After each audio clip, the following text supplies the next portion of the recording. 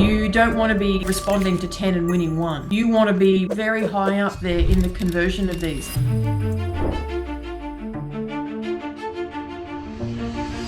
Hi, Natalie. Hey, Tamara, how are you? Great, thank you. I have a topic for us to dive into today, which we see a lot in our B2B clients, which is account-based marketing or ABM. Give us the definition and who it's relevant for. Oh, exciting one. So, account-based marketing is a very specific type of marketing. It's when you actually know the perfect clients that you want to go after. And this is a question that you can ask certain businesses and say, hey, if you could have the top 100 clients that you want, who are they? And you basically create a list of those clients and then you infiltrate. There's a word for you, infiltrate down and find the relevant people that are going to be the decision makers within each of those clients. And what you're doing is actually tailoring the marketing to attract the attention of those individuals that make up the buying decision of that particular client that's on your list of 100 that you want. So targeted lists, what we're Mm-hmm. actually saying is it's the difference between, say, Zoom Info or Apollo, where we're generating a list based on criteria, as opposed to a list of logos of companies we want to work with and the people inside that organization that we need to warm in order to let them know who we are. So brand awareness through to booking appointments and ideally getting on their RFP list or whatever the end goal is.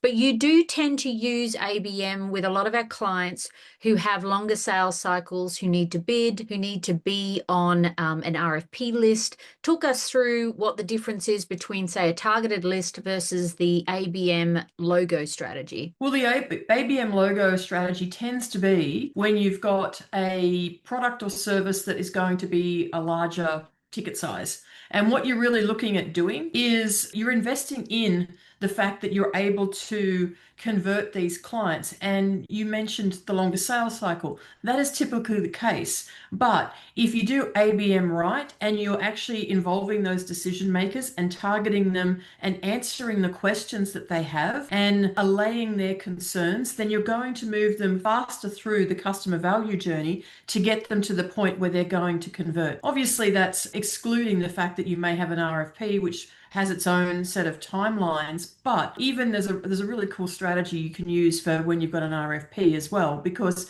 if you know that a company is going to be going out for an RFP, then you can subtly start to do some work to make them aware, or the decision makers aware, of what your offering is in the marketplace. And this is through content strategies and making sure that we're putting that information in front of them subtly to make them aware of your position in the marketplace and the fact that you're a real contender. And so when they see your RFP come in, it's like, oh yeah, I've seen that company and I've seen this person and I've seen this, and I'm very convinced of what they're doing, and I'm excited for the fact that they've responded to our RFP. Yeah. And as part of that, it's very much about positioning the value up front that they will receive. Because a lot of the time, what we find is that people who are bidding are usually going in and the lowest bidder wins, which is, as you know, a race to the bottom. Discounting is a race to the bottom. So when you come in with an EGS facilitator and a team, a content and lead generation team to target those logos, you're spending a lot of time on positioning the value in order to make sure that it isn't just an invitation to bid and then the lowest bidder. Absolutely. Value is everything in this. And this is where content comes into play so heavily, because it's really setting the understanding and the value proposition.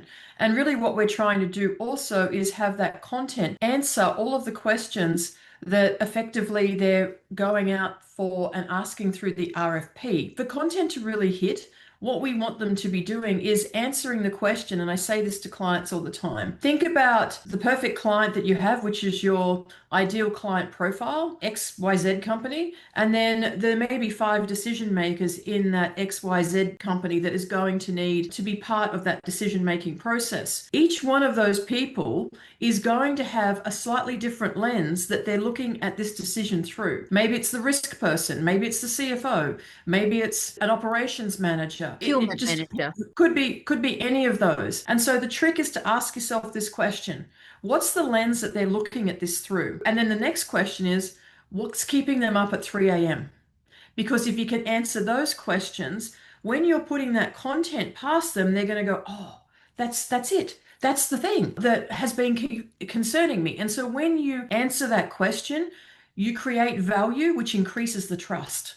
And if you can do that across those decision makers, you're well on your way to getting the sort of result that you're going to want when that RFP comes out. So it's all about the strategy of how you position this. And I like to think of this, if you've seen those detective shows and you know how they have the whiteboard and they have the person in the middle and then all of the different people and the connections. It's essentially what we're doing. We're figuring out this is the customer that we want or the business that we want. These are all the people that are going to influence this decision. And then let's understand what's driving each and every one of them. And we try to find out as much as we can about them. That's going to give us the best opportunity to put the right content in front of them, but also to approach them in the way that they're going to like to be approached, so that we can have those conversations with them and move them further down the customer value journey. Oh, I love that. And what's really important in this is I find when we look under the hood, so you go in, you do a red, blue, black assessment and a growth plan and uncover the whales, as we call it, that we want to target, whether that's RFPs or even just a large account that we want them to know who we are. What's interesting is that a lot of them aren't doing any sort of content, warming or nurturing of those leads, and they think that's a heavy lift. But to me, the heavier lift is having a heap of people sitting there writing and constantly doing bids and trying to get on procurement, and they're doing massive volumes with very low conversion. So they have to shift their mindset to how content plays into a strategy in order to increase our conversion and shorten our conversion time. So the time and effort is going in at the wrong side. Would you agree with that? Yeah, absolutely. Take it from somebody that has spent literally thousands of hours over many years working in IT, responding to RFPs. They are not fun. They are definitely not fun. And you absolutely want to optimize your time and your attention with these things and the way to get your win rate. You don't want to be, say, responding to 10 and winning one. You want to be very high up there in the conversion of these. And you're quite right. The way that you do this is by, I like to call it seeding the patch. Let's seed the patch first. We know that this bid's coming up. Let's seed the patch. Make sure they know who we are, establish the relationships the best we can. Obviously, when you're going through the RFP, depending upon the company, it may be a closed RFP, it may be sort of no contact RFP. That often happens in government. I've been through many of those. So you have to be in a situation where you've already pre-established that visibility, then those relationships. Then you are in the prime position to be able to respond to that bid or that RFP and actually have a really good chance of being successful. And again, like you said, the focus is then lesser on what you're putting together at the end because you've got a higher conversion rate, and more about what you're doing up the front, because that's where you're really winning the war, is in that front part when they're gaining confidence in your abilities, they're understanding what you're delivering, and they're starting to form a preferential bias. Regardless of whether they say that's the case or not, we know it's true. Oh, yes.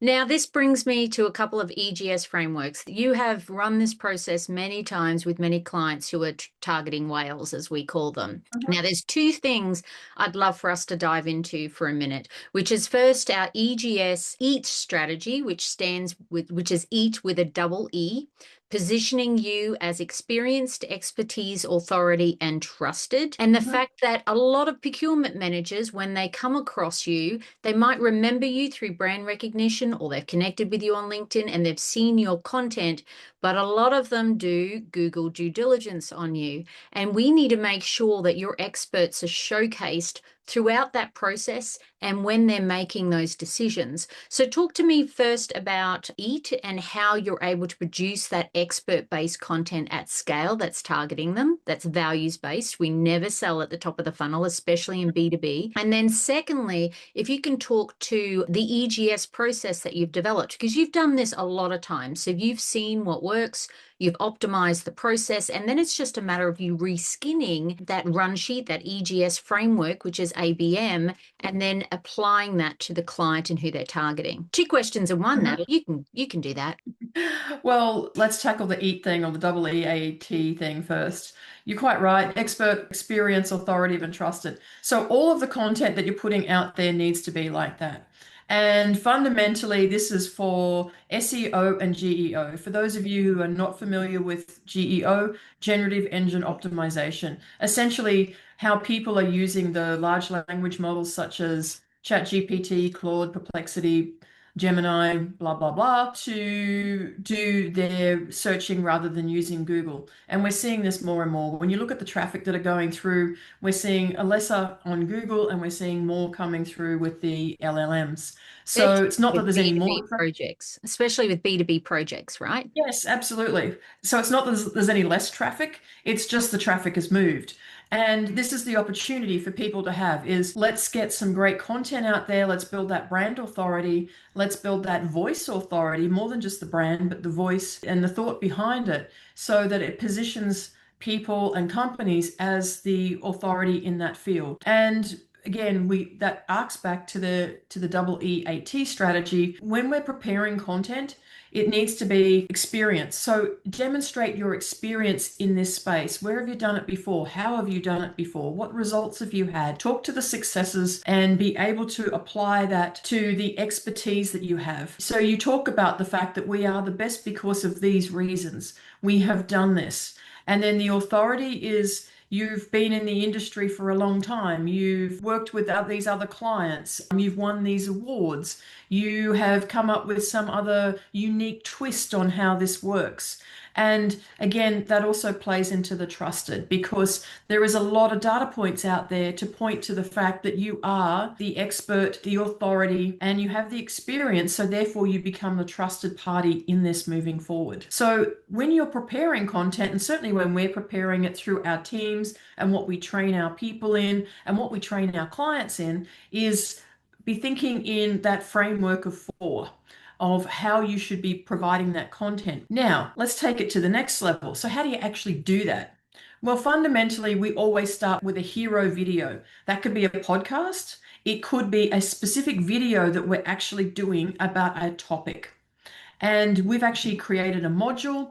And what that module does is that if we're looking at, say, a 90-day period, and we tend to work in 90-day sprints, we may say we want 4, 6, however many hero videos to be produced during that time. And then what we do from there is we actually then splinter that content. So we take that hero video and we cut it up into a multitude of different pieces. There's going to be some pieces that are going to go to social. There'll be others that are going to be blogs, vlogs. They'll be cut down into short and long format video. So you're going to see some reels. You're going to be seeing all sorts of different content from this larger piece. So that's the concept of splintering. And fundamentally, you can create hundreds of different pieces from one larger content base, which is the hero video. And as I said, sometimes they're a scripted video, sometimes they're a podcast. There's a whole heap of different ways we can do that. And then we tie this all back to our actual foundations to start off with. So the topics for these hero videos would very much align to our compass points from our foundational work that we do first up. If you haven't done the foundational work, you are going to struggle. That is the first mistake that I see companies make. You've seen it a million times as well. If they just charge on in and they haven't positioned, they haven't thought through the messaging, the voice, they haven't got a clear understanding of the foundations. And the foundations for us are very much, what's the business compass? And that brings together the brand voice, the messaging, the extent. It's the scope of what this business does and why it does it. And it also covers the what and the how.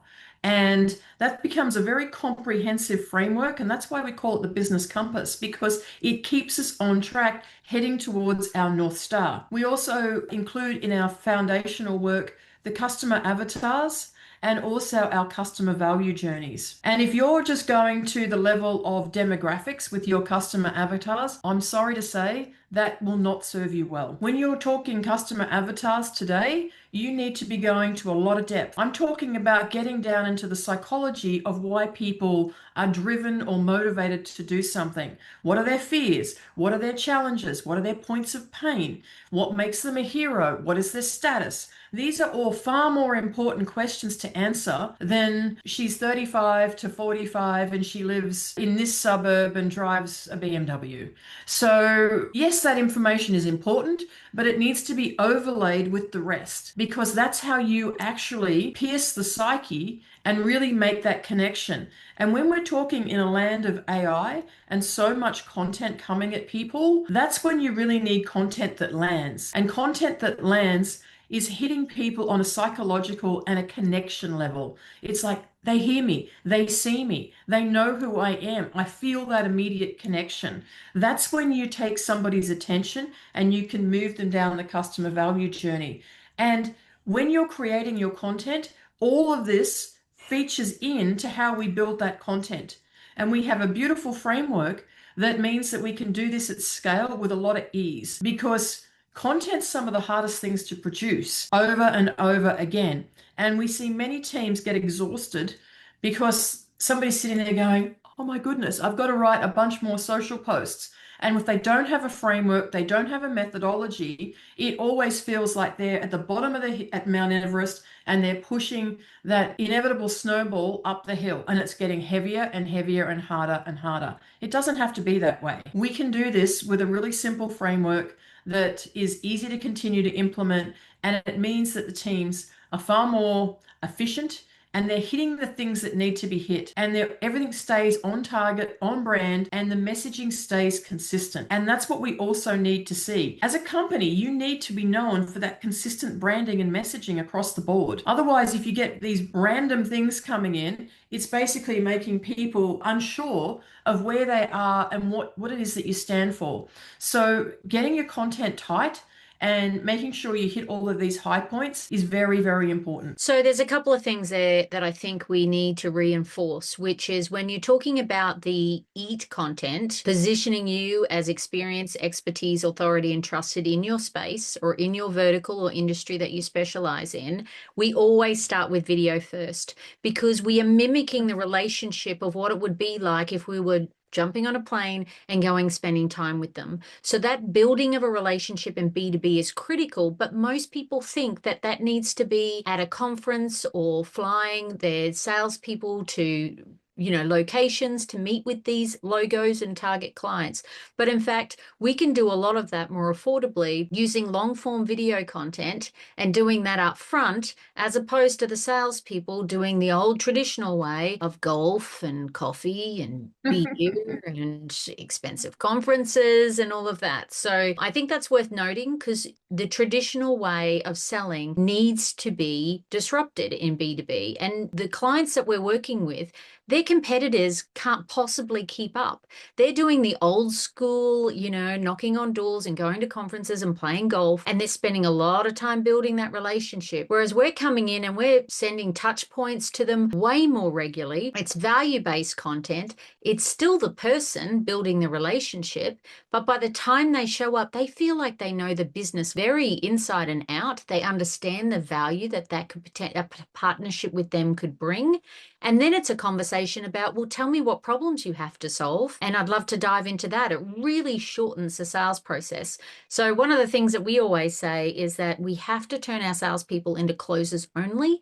And it's no different for ABM. We need to position ourselves up front and build those relationships through digital content that's value-based so that we can increase our conversions, whether that be conversions to have a meeting or conversions to be invited to bid, and reduce the sales cycle as well. So quite often when you're going in, right, Natalie, you're saying this logo and this RFP is coming up at this point, and you work back from that to make sure that we're the most well-known people throwing our hat in the ring, and all the other competitors are hoping to see them at a conference. Guess who wins? Well, we'd still like to see them at a conference at the right time. We don't want that to be our main strategy. So everything that you mentioned, they're still relevant, but it's at the right time and the right focus. And rather than just turning up at a conference, we also want to make sure that we've got a bunch of meetings pre-booked. so that anyone that's attending that conference is optimizing their time.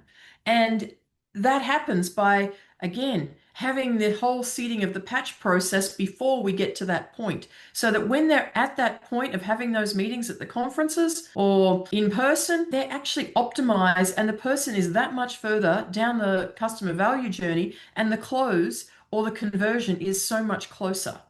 And I see so many things on a regular basis. My other favorite one is we just cold call. Look, cold calling works. There's no doubt about it. But you've got to strike absolutely the right person at the right time who's got the right point of pain and has the authority. There's so many things have got to align to make that cold call viable. And To get there's past the always gatekeeper. a place. And to get past the Yes, gatekeeper. yes, all of those. So it's not a high success strategy. It has got a time and a place. But what would be the cold calling if you've already done a bunch of warming? When you actually pick up to make that call, then they already know who you are. Yes, I saw your content. I'm really interested in what you've got to do. Tell me more about that. It changes the whole conversation because they're already familiar with who you are. And that's the art of account-based marketing. It's making sure that our right targets are seeing our content and are becoming aware of who we are before we even make the first overtures to them. And I see this so often. Companies go, yeah, we're doing this account-based marketing, and they're bombarding with emails that unsolicited, boom, boom, boom, phone calls, da, da, da. Spam, It's like, spam, spam. whoa. Not good for brand recognition at all, spamming people. It's like, and we're not even sure whether it's landing yet. So let's ease into it a little more, be a little bit more strategic, get the right content, figure out what their problems are first, rather than going, excuse me, would you like to buy my XYZ ABC? I didn't know I was in the market for an XYZ ABC. Click buy. So let's do the work first so that our success rate is more aligned with the results that we're wanting to get. Because at the end of the day, we need conversions, we need closes, and we need to be smart about how we do that. Well, we use this strategy. I mean, we developed it We for do. ourselves and the businesses that we invest in. And you've seen it firsthand. I turn up at a conference and people run across the room when they see me and cuddle me. I don't even know who they are. They've just seen my content. I've been connected with them on LinkedIn. When people show up and book a meeting with me, the first question I ask is, what do you know about us? Because I prefer to spend this time solving your growth problem. And most people have spent over 2 hours on our content before they book an appointment. And that's the sort of lengths we need to go to. But I bet you any money, everybody who's listening, the CEOs and founders who hopefully thinking about doing things differently because they need to own their growth, they're going, okay, this just sounds like more work. And are these women an agency? No, we're not an agency. We're the anti-agency people. Exactly. So Because tell them how you stand this up and how you're able to do this at scale. sure. Because, like I said, we produce so much value-based content. So by the time somebody actually is curious and searches the company, they're like, wow, how did I not know about these people? Perception is reality online, right? So talk us through what a content team looks like. You know, how do you stand one of those up? And is it going to cost me a fortune compared to an agency? Well, agencies are an interesting breed, and both you and I have had a lot of experience with them over the years. And finding a good agency is the proverbial needle in a haystack. And they may be good for a period of time, and then inevitably something happens. You never hear stories of where they've kept my agency for the last 15 years. It just doesn't happen. And marketing changes very quickly, and the way things happen. And I often see that the agencies aren't keeping up with where things need to go so often. So let's talk about a different way. And the different way is how we run our businesses and what we do for our clients. So fundamentally, we have our EGS framework, our enterprise growth systems, and that's been based on the knowledge that you, myself, and some of our very key executives have gained over many, many decades in business. Hundreds of Should I say collective? Hundreds of years of experience well, and collectively, hundreds of and businesses, working with right? That we've looked under the hoods and exactly. so you figure it out, I think what see what I think works. it's a little more than the hundreds, but anyway, doesn't really matter for the purposes of this discussion. But fundamentally, there's a way to do things and there's a way not to do things. And you and I have also come from the background where we've had to do things incredibly efficiently. We haven't had the large budgets that have been afforded to our American colleagues and friends. They typically have much bigger budgets than what we've been operating on. So we've been able to come up with a way to be competitive on a lot smaller budgets and to get out more output out for the same investment or way less investment. So what I'm talking about here is we have our frameworks and then we have our EGS facilitators. These are highly experienced individuals that are probably a chief growth officer. They've probably been a CMO at some stage. They may be operational, just depending upon which part of the business we're going into. And then we take them through a whole other level of training in our frameworks, in our thinking, and how we make companies agile, not fragile. Our teams are then offshore resources, fundamentally from the Philippines. Those folks are also 10-year veterans of their particular specialization, and they are also trained in our frameworks. Then we have our strategy component, which is the first piece. And I mentioned our foundations previously, and those foundations, just to remind you, our business compass, our customer avatars, our customer value journeys, and there's a few other bits and pieces that we put in there depending upon the sort of business that it is. But fundamentally, that's what we're taking forward into that growth team. And the role of that growth team, and this is how it differs from an agency. An agency, you are engaging them for X amount of dollars per month to do something. And they've probably got quite a narrow scope. And you may have several agencies. We see this regularly. Whereas with your growth team, that growth team is your team. They are only working for your company. They have your email addresses, and every day they are going to work and they are spending 8 hours a day focusing on your growth. They all have specific roles that are structured to meet the requirements of the business from a growth perspective. And they are supervised by the EGS facilitator, making sure that whatever the strategy was that was determined, that the team is staying aligned to executing on that strategy. So that's the fundamental difference here. And for essentially the same cost as what you're paying for an agency, or maybe only just slightly more, you can have your own dedicated full-time team that are a bunch of marketing professionals that are able to execute on what the structured plan is. And let you in on a little industry secret. Most of the agencies, in fact, I would say 99% of them are using offshore resources, and you're getting a fraction of that. Whereas this is giving you the whole team as yours that you can enjoy and help escalate and accelerate your growth to whatever goals that you have set. So where your focus goes, your energy flows, right? And what's interesting is that those teams are made up of a mix that you determine, whether that be full stack marketers, content creators, video editors, all of those sorts of roles that are critical, but we're 10xing the activity for around pretty much the same budget as what they're getting with an agency who's ironically using an offshore team 9 times out of 10 anyway. But the reason people haven't bought it in-house, because a lot of CEOs and founders that I meet who complain about their agencies, they know that they're farming off the work. But the difference is they don't have the framework and the access and someone to manage that in order to put that in-house. They don't know how to do that. So effectively what you're doing is coming in, creating the strategy, then putting the team in place, using an EGS facilitator to come in as a fractional and oversee that team, oversee that strategy and that execution, get it set up like an engine room that's running, and then that way it can continue to go on to create multiple campaigns and targeting.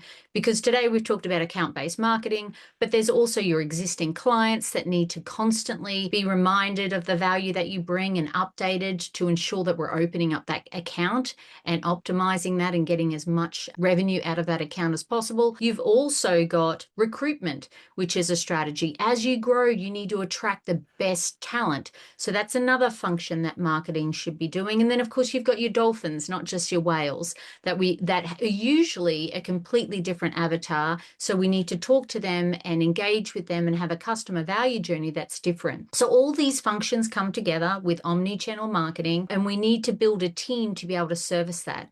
Otherwise, that's why 9 out of 10 people that we meet, Natalie, say to us that the agency didn't work and we brought one person in-house, but they're getting consumed by all the other stuff that they get requests for, or they don't have the skill set across all those different modalities because each of them are specializations. So by bringing a team in underneath them and frameworks, we can really drive that growth. So it's very intentional. People don't grow despite themselves. It's not, build No, a road and they will you're come. absolutely right.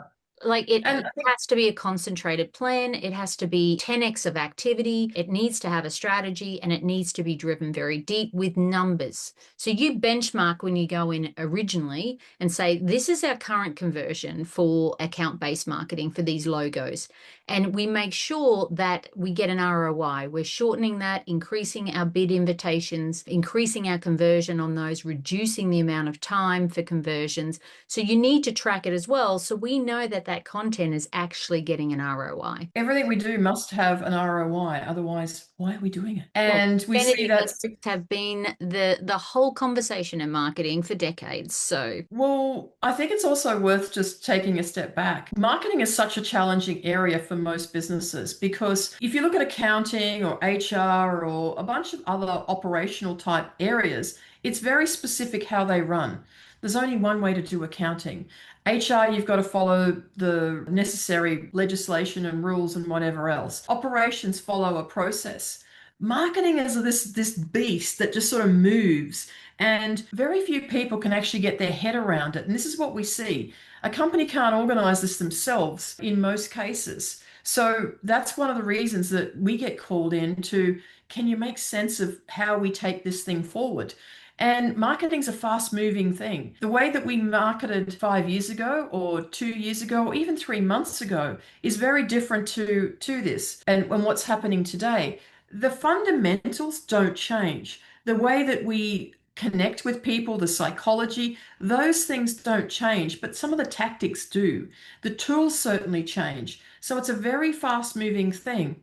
And you've made an excellent point also with regard to metrics. We also see where you've got companies that are just driven by creative. We've got a fundamental, fabulous brand out here, but they haven't bothered to wonder what the ROI is on all of those efforts. Or alternatively, they're very lean and they're very focused on numbers, but they don't have the balance with developing the content to support the numbers. So I like to say it's 50% creative and it's 50% metrics.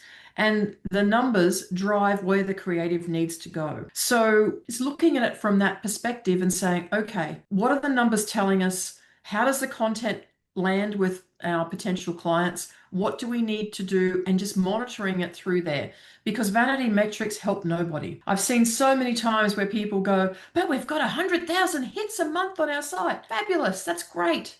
How many of them are actually your perfect client? And it might be less than 500. And we only need those 500. The other 99,500 don't matter. So let's not get excited by the number of people that came to our site or the number of people that looked at our post. I'll give you another perfect example I saw from an agency the other day. It was hilarious. I love these ones.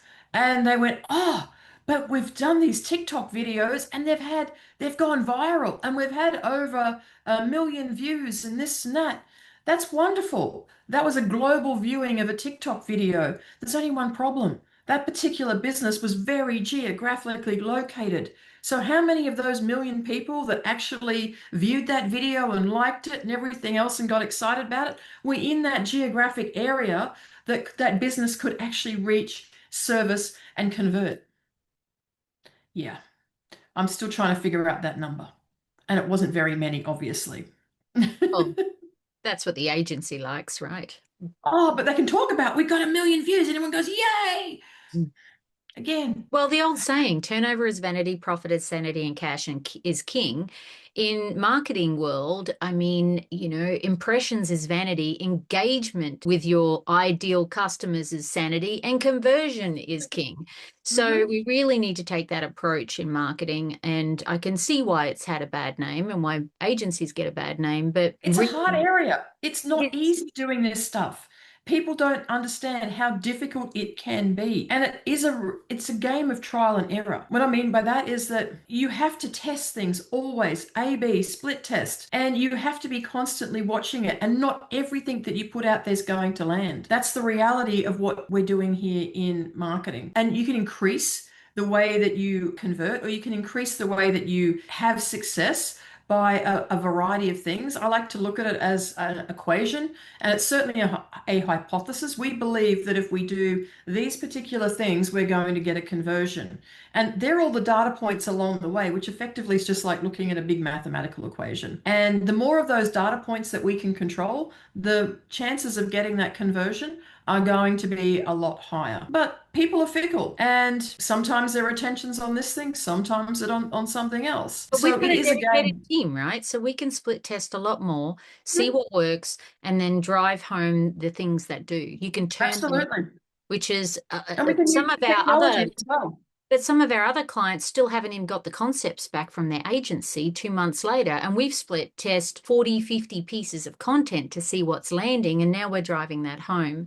So everything's a lot quicker. Everything needs to be done at scale. And what's interesting is with the EGS foundations that we've created, they can hit the ground running. So we're not talking about a 12-month build here. It's 3 months on build, 3 months on optimization. We start with a 90-day sprint and we hit the ground running. And we've got the people and the team in the engine room to be able to service that split test and then drive these winners home, basically. So Yeah. when people look at us and say, why are they winning? This is the stuff that you need to It's do to it's win. the energy and the activity that has to go into it. And it's the planning and the frameworks. There's nothing hit or miss here. It's very much to a recipe that we know works. Wonderful. Well, thank you for diving into ABM with us You're today. welcome. It You're welcome. turns out there's a way to do it. So Well, fantastic. there's always a way to do everything. You've just got to find it. Well, we've both been refining it over many years, so we really Once hope or other twice. founders don't have to learn those mistakes through their back pocket as well. So Mhm. that's We see too that. much of that. Yeah, exactly. So we're here to help. What we love to do is help small businesses, small and medium businesses grow. Please check out our YouTube, all of the foundations, EGS foundations that Natalie was speaking about. You can dive into each of those on our YouTube channel. We are very much about growing your company. Profit and growth is really important to us, our two favorite things. So if you'd like to chat about how ABM is relevant to your business, reach out, make a call. But thank you, Natalie, for demystifying ABM. Always great chatting to you. Thanks.